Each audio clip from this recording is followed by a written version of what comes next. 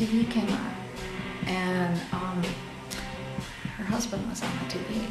I mean, and he was talking to them. I can't, and she's like, this woman is like highly educated, very left brain, and even though she's a medium herself, and I find that hard to believe, but I know that she tells the truth. You know, she said her daughter, who is an attorney, who is one of the top attorneys, was, when this person was alive, for a very world famous person, totally left brain person.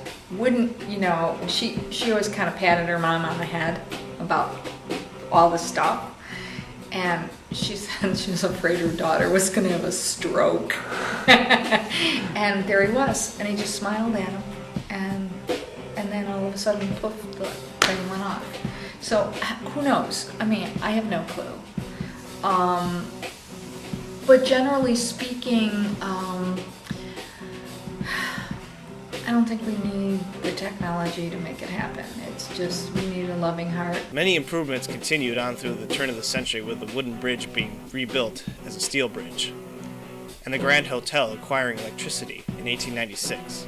A cigar pagoda was built in 1898 after much debate of the use of cigars. Though Lilydale was liberal, they did not condone vices such as alcohol and cigars.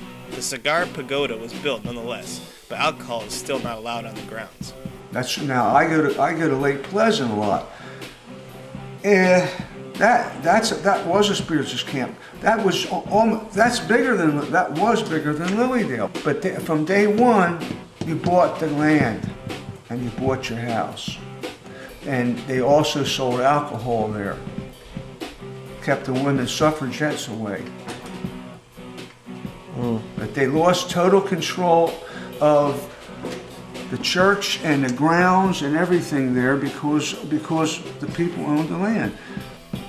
Also in 1898 was the beginning of the Sunflower spiritualist paper based on Lilydale, and was started by William Bach.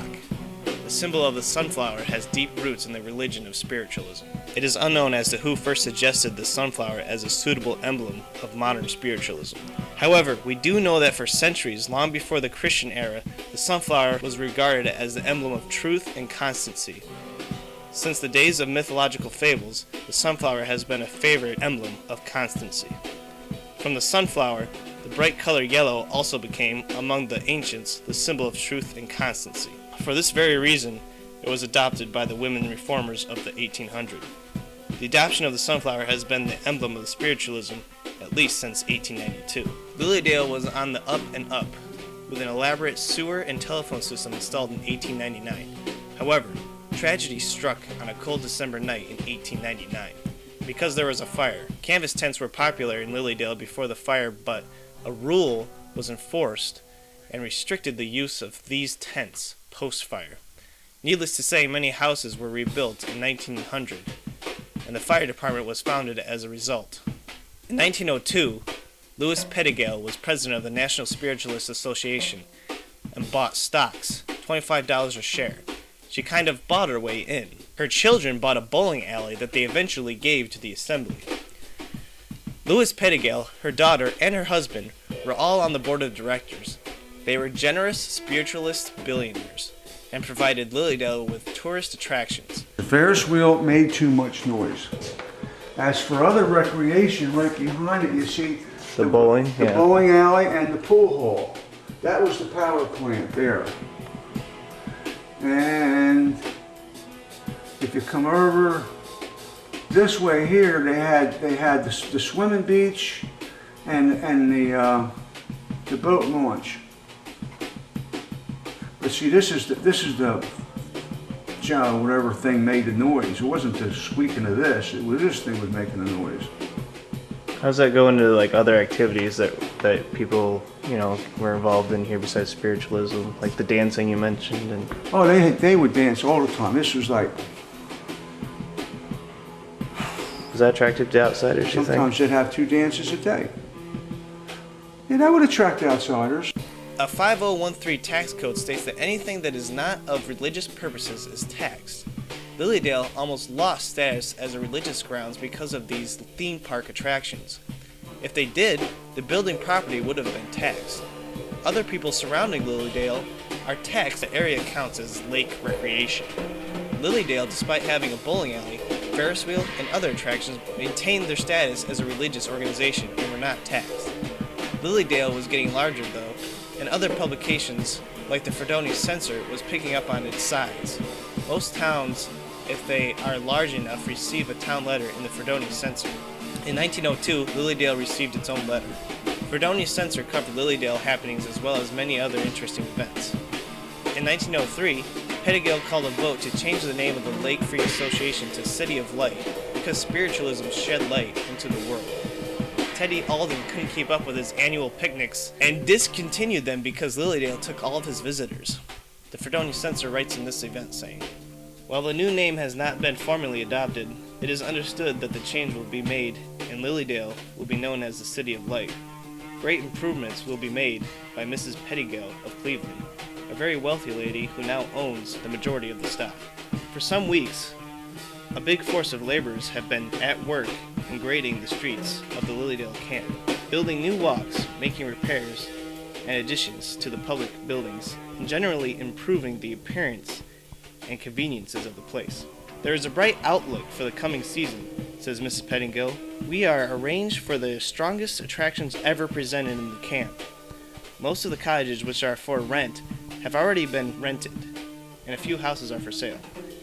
There is to be no material change in the religious policy of the association, many rumors to the contrary notwithstanding. Mrs. Pettigill is a firm believer in spiritualism, and has given much of her time, energy, and ability, and a large amount of wealth towards advancing its cause. Among the speakers engaged for the season are Miss Susan B. Anthony, Albert Hubbard, and Reverend Morgan Wood. T.J. Skidmore has resigned the position of treasurer of the association, and the vacancy was filled with the election of his brother, Henry Skidmore." Disaster struck for Pettigill in 1906. She had many investments in San Francisco and lost nearly all of it in the Great San Francisco earthquake. She had to resign as president but stayed in Lilydale. A new board decided to change the name to Lilydale Assembly because of all the lilies on the lake and because it was situated in a dale.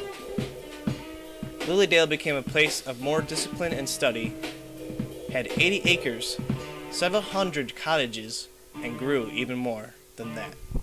During this time period, many mediums in trance states would praise modern technological advancements.